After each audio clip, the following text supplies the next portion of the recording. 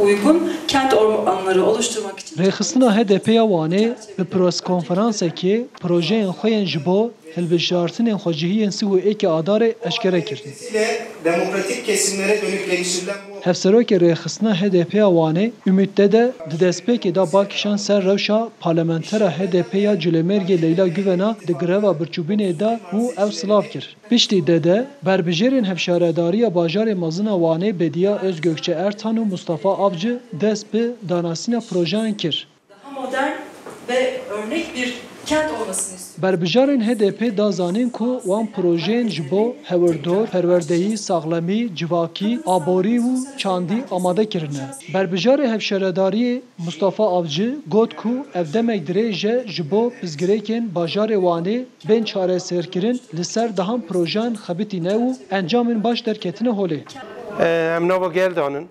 Gel pêdiviyê xwe esasî derdixe pêş. Em jî mecbûrin ji bo wan pêdiviya plan projeyekî xwe çêbikin.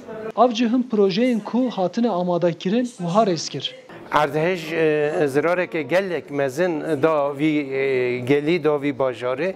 Em ê hember wan afata tedbîrê xwe bigirin, gorî wî îmara xwe çêbikin, gorî wî xwe amade bikin, gorî wî xwe perwerde bikin. Avcı her wiha diwarê aboriyê da wekî balkêş qala projeya gundê jiyanê kir. Gere ew bikar be gundê xwe derê mala xwe da zêbiya xwe da bikare îdara xwe bike.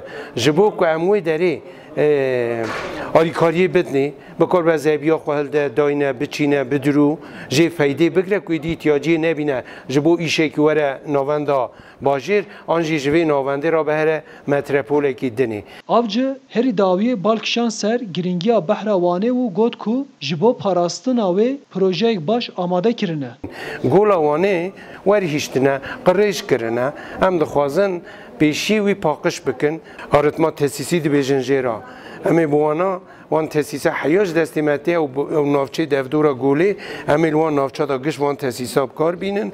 Gola Wanê jî bo ku êdî neçine Antalyayê neçine nizamkî derî ji bo ku bikevne berê, em ê Golê jî bîne wê astê.